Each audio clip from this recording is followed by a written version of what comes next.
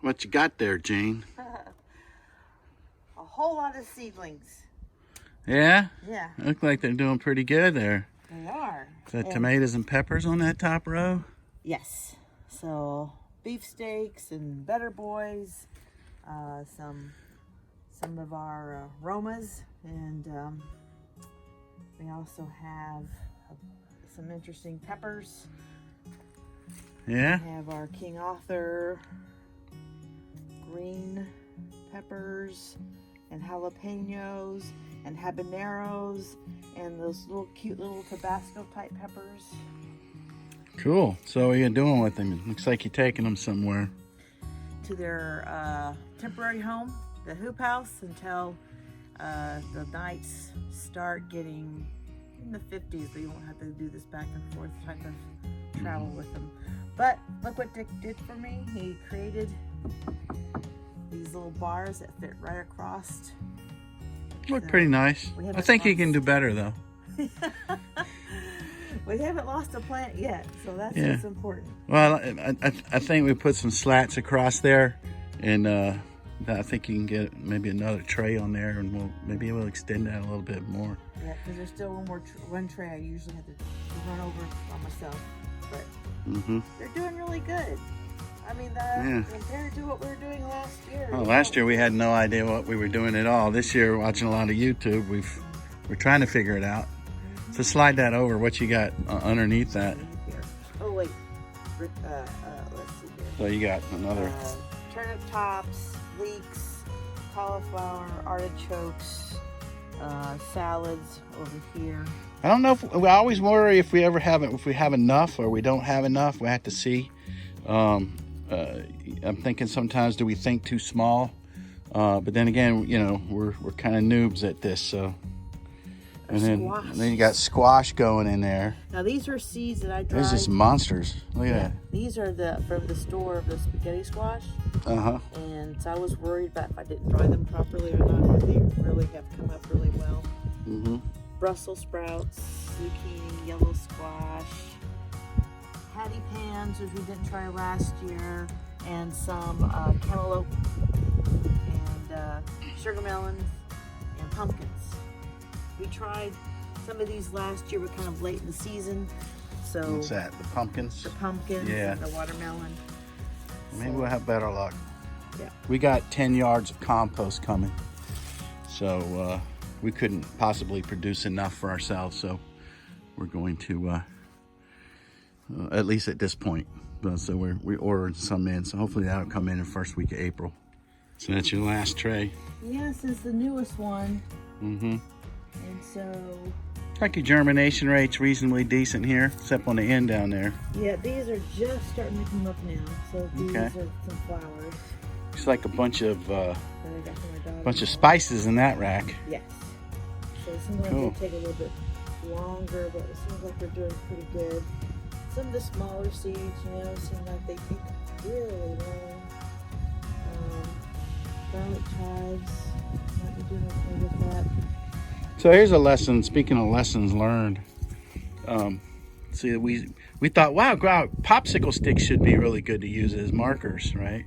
So you notice she's got little plastic knives over there she used as markers, as labels, because we ran out of the other ones that we had. So we thought, oh, let's get some popsicle sticks. Well, as you can see, the popsicle sticks wick the water up out of the cells, and so that's not going to work either. So guess we'll have to burn through our popsicle sticks and try to find some more plastic things. Yeah. We tried cutting up plastic off Rolo cups and things like that in the past, and just it faded. The writing faded on that. Yeah, so we're still looking for a good way to label these things. So that's that. So all right, so we will drive this over there. Want me to drive it over there for you? Sure, babe. All right. Sure.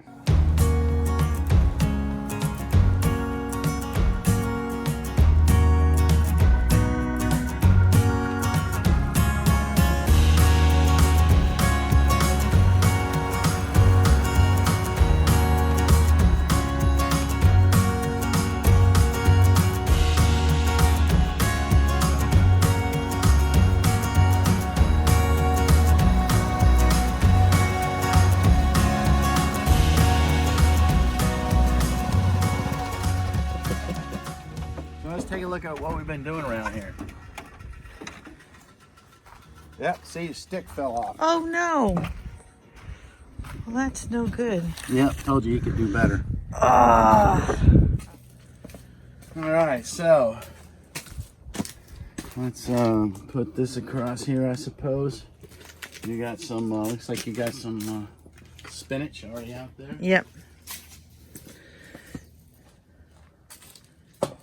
It was hand carried special. All right, so we've cleared the hoop house out of our winter crops, kind of move what was left outside now because they can handle it. And so she's got some parsley over here. And so we've been moving these in and out of the house at night because we've been getting into the low 30s. But I think that's changing. Yeah. Let's take a look outside. So big thing here, we got to get this little compost pile. We put this in here thinking maybe it would help warm up the hoop house. I don't know if it did or not. It never really got hot, so it was more or less of a cold thing. So we've been throwing material into it, but it never really reached a really high temperature. So we're going to take this out and put that into our compost bin and start getting that stuff will start cooking a lot better now that it's warming up.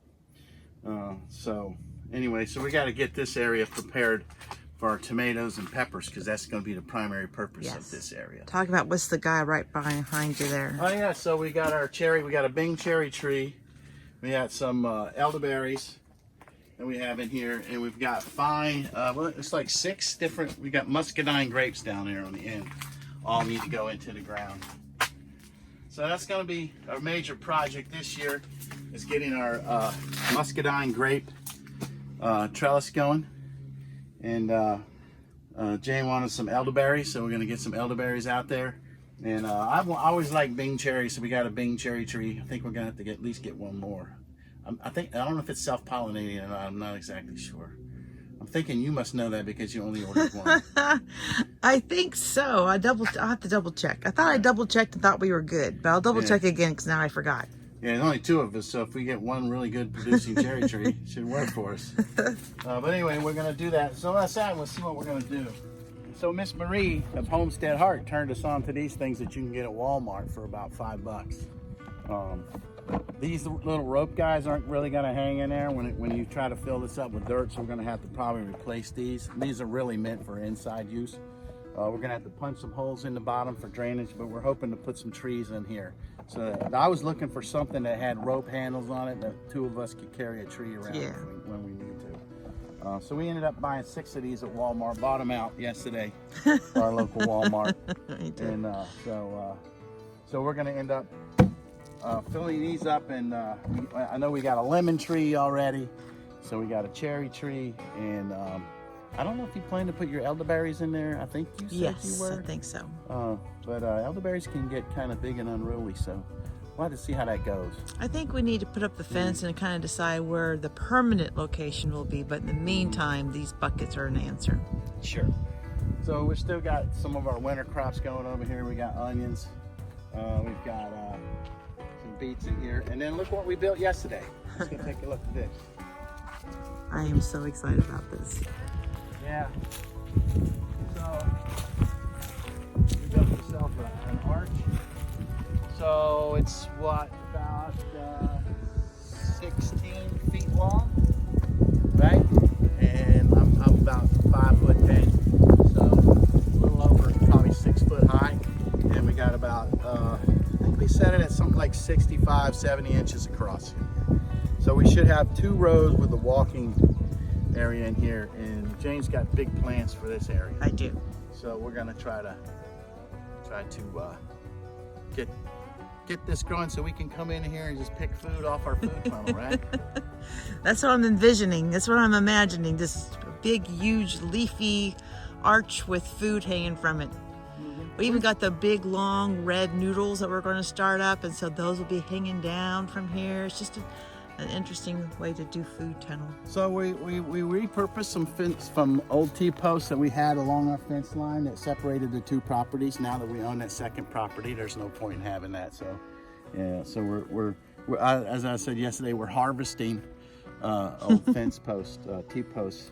So we just all we do is set the T-posts in the ground, bend these. These are 16-foot cattle panels that you can get at Tractor Supply. I think they were $23 each. So, and they're very, very, very sturdy. And if you turn around and look, that's exactly what our hoop house is made out of. And I'll tell you right now, that thing does not budge in the wind. No. And of course, we built it up on a fence out there and give us a little bit of height. You can see our brick wall that we tried to retain heat inside the greenhouse, the hoop house this year. Mm-hmm. That may have worked. We're not exactly sure. But we were just trying anything to try to keep the heat inside there at night. Probably going to have a lot of wind noise in this. So anyway, so all we did was we set some T-posts, bent the wire in, created an arch, and then tied them to the T-posts, tied the cattle panels to the T-posts with zip ties. Yeah, let me show. Now these are UV resistant zip ties, and they might be a little small for this purpose, but I got thousands of them, so I'm just going to use them. In some areas you crisscross, so I like to show here. Yeah, like this. Yeah. You know, I'll use two. A lot of times I use two like this, you know, kind of crisscross them. Normally I would put all every one, but we kind of rushed this up yesterday, so we'll take a look. If necessary, if these don't hold up, we'll just replace those with wires as they break, which I don't have any right now. So Jane's big job today is to get this area re-tilled up. We had softened it up with digger on a previous video. You probably saw that. And then we're going to now reestablish these because we stomped all over it yesterday. Yes. And so that's what we're going to do. She's going to get these set, and I think your first victims in here will be peas. Yes. Down here on the end. At the end, right. All right. And so she's just going to direct sow those guys, I believe. Mm-hmm. All right, which is probably a good thing. The other thing we're going to do is those, you see the plastic bags? That was another way to insulate the north side of the hoop house.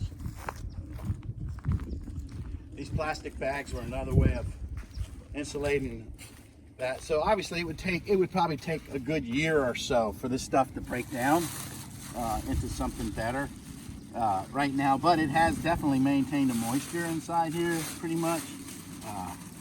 And so at least, you know, I mean, it's got a long way to go. What we thought we might do is go ahead and take the state that these are in, you know, which is, you know, it's starting to break down a bit, and go ahead and add them to a compost pile, and or we got another field that we're working on over here.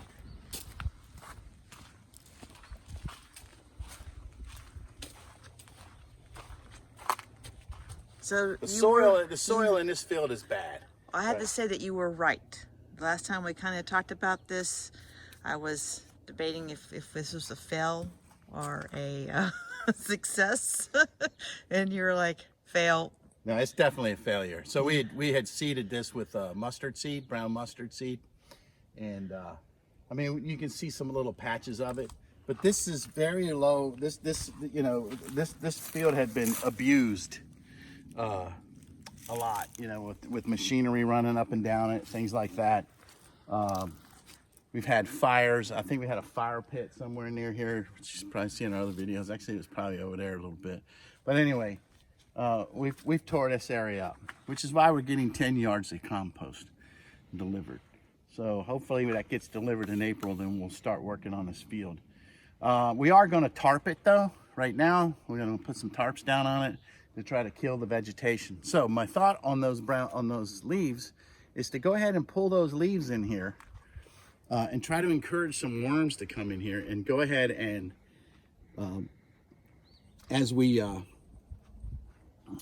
after we tarp this and we kill everything, maybe we kind of till those leaves into this soil to add some more organic material to it. After that, we're going to put down cardboard for our rows, and then the pure compost on top of that. That's the plan there. It seems like an extremely close-up shot. Anyway, so there's that.